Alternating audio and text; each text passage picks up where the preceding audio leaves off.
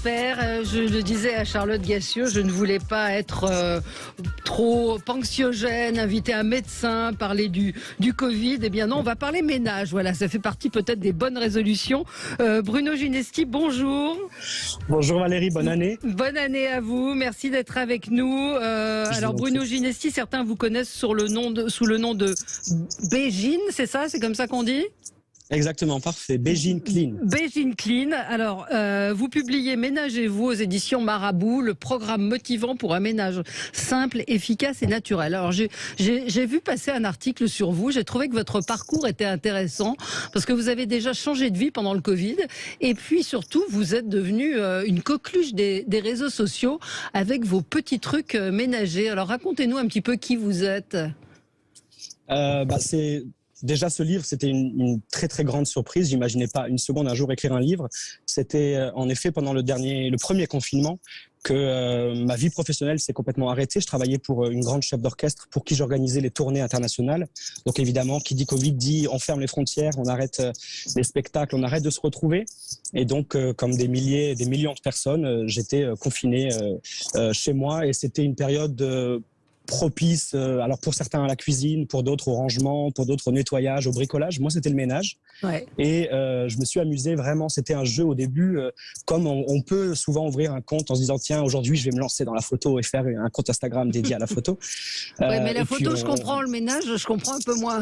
C'est juste que je nettoyais des choses. Il faudrait que vous fassiez attention parce que vous avez votre micro qui frotte. Ça nous fait un petit son. Alors, je vais le tenir. Voilà, pardonnez-moi. Je le tiens dans ma petite main. Voilà. Donc, pour rigoler vraiment et passer le temps, surtout tuer le temps, j'ai sur mon compte Instagram personnel partagé des photos de ce que je nettoyais, etc. Et mes amis m'ont dit mais tu devrais en faire un compte Instagram, c'est trop drôle, c'est surtout très satisfaisant. Bon, je me suis dit pourquoi pas, et donc j'ai commencé à publier des photos et des petites vidéos sur Bégine Clean, le compte Instagram. Et puis à ma plus grande surprise, j'ai vu que énormément de personnes commençaient à m'écrire au-delà de mon cercle familial et amical en me demandant mais où est-ce que tu trouves du savon de Marseille, comment tu nettoierais ça, comment tu ferais ça, par où tu commences quand tu fais le ménage, etc. Et je me suis dit mais c'est pas possible, en fait il y a des gens vraiment que ça intéresse.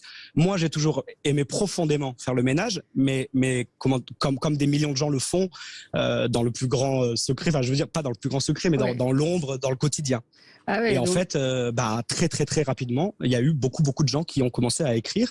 Et donc je me suis dit mais le monde de la musique est à l'arrêt encore. Est-ce que c'est pas un signe finalement? Est-ce que ma mission aujourd'hui c'est pas non plus d'aider les artistes que j'ai accompagnés pendant des années, mais on vous a perdu.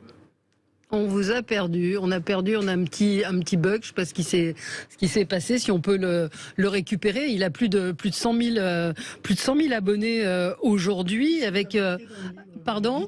Quelle recette vous a marqué? Non, ce qui m'a étonné surtout, c'est que le vin rouge, il faut pas mettre de sel. Vous savez, quand on renverse un verre de vin rouge, tout le monde dit pour absorber la tâche. Pour absorber la tâche, non, pas du tout. Il dit il faut rincer à l'eau froide ou à l'eau gazeuse, recouvrir d'un savon au fiel de bœuf. Alors j'aurais qu'il m'explique, j'espère qu'il va nous expliquer ce que c'est.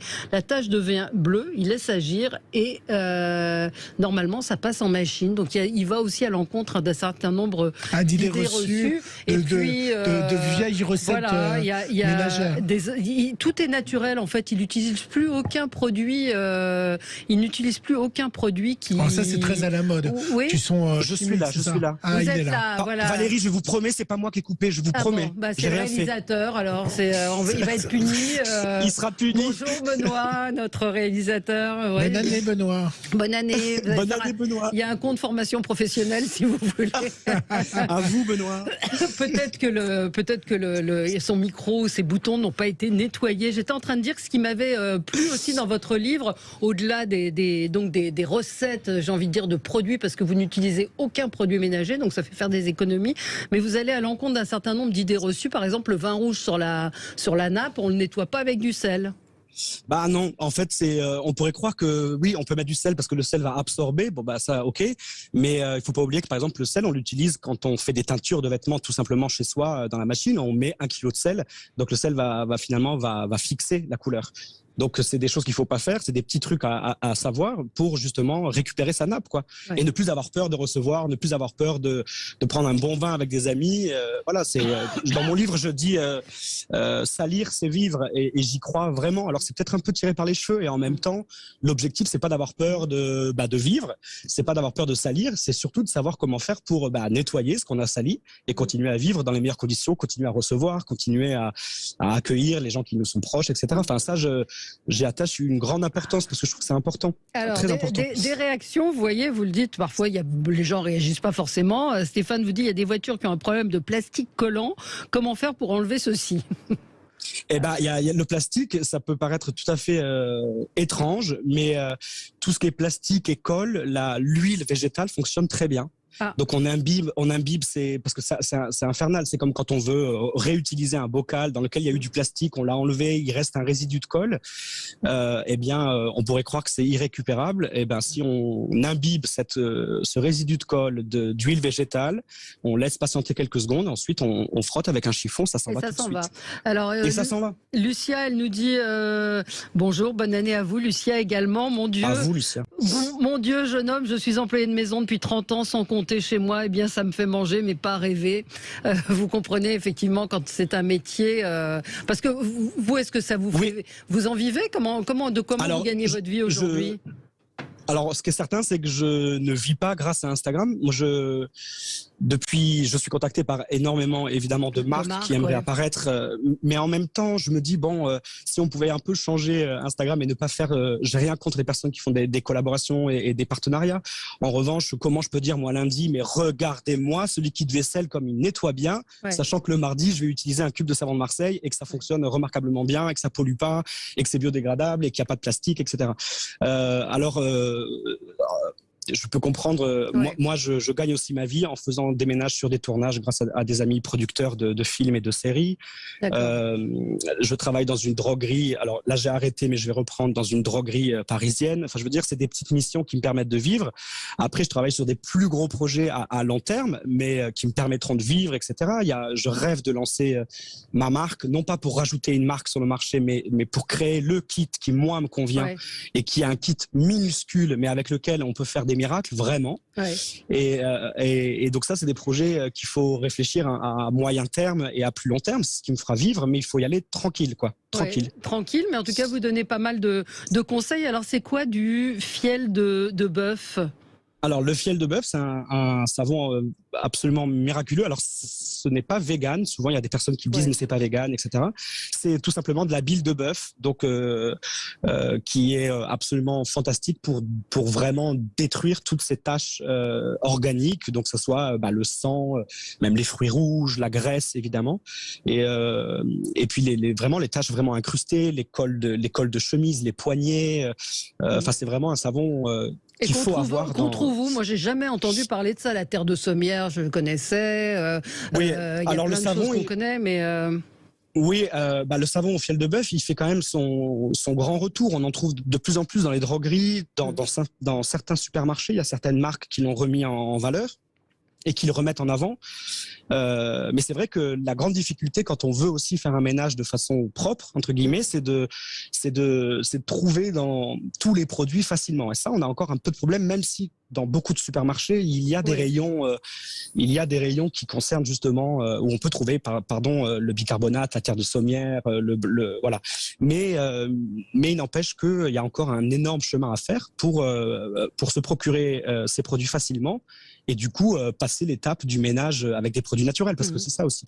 Alors, c'est bien joli d'en parler. Alors, Mathéo, qui va venir dans l'émission tout à l'heure, m'envoie un message en me disant, demande-lui comment on fait pour enlever la cire des bougies sur un tissu synthétique. Tissu synthétique, en fait, il faut faire attention de pas le brûler, le tissu synthétique. Donc, il faut y aller avec un fer à peine tiède et y mettre, on appelle ça une pâte mouille ou et le poser sur la tâche. D'abord, racler le maximum avec le dos d'une cuillère et puis ensuite poser un tissu et puis repasser tranquillement. Ça va être un peu plus long si c'est du synthétique puisque le fer peut pas être chaud. Et puis, on va faire refondre la cire qui va s'accrocher au tissu qu'on aura mis ou à l'essuie-tout.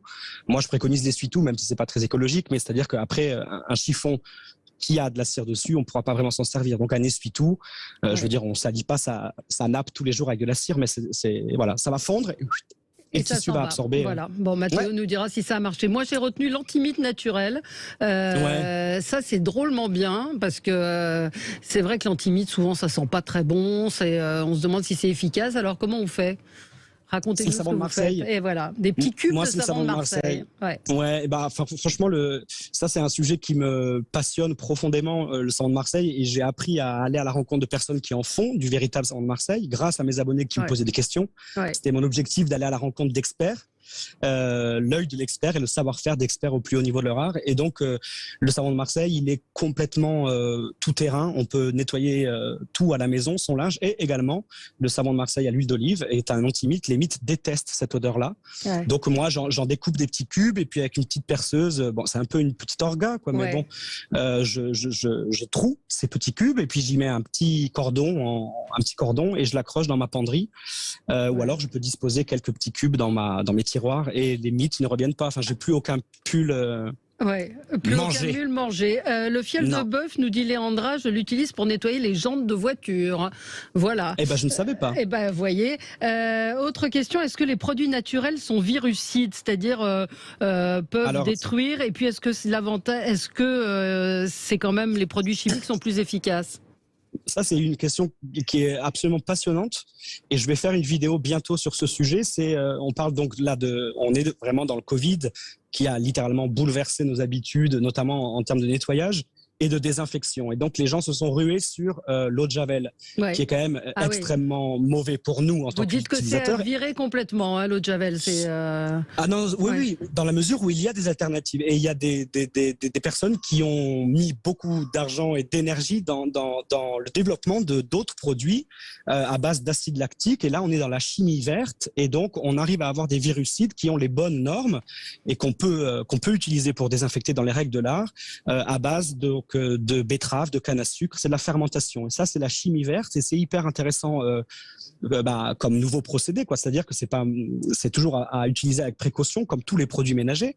En revanche, c'est pas l'eau de Javel qui va polluer les nappes phréatiques, qui va irriter notre peau, nos voies respiratoires, etc.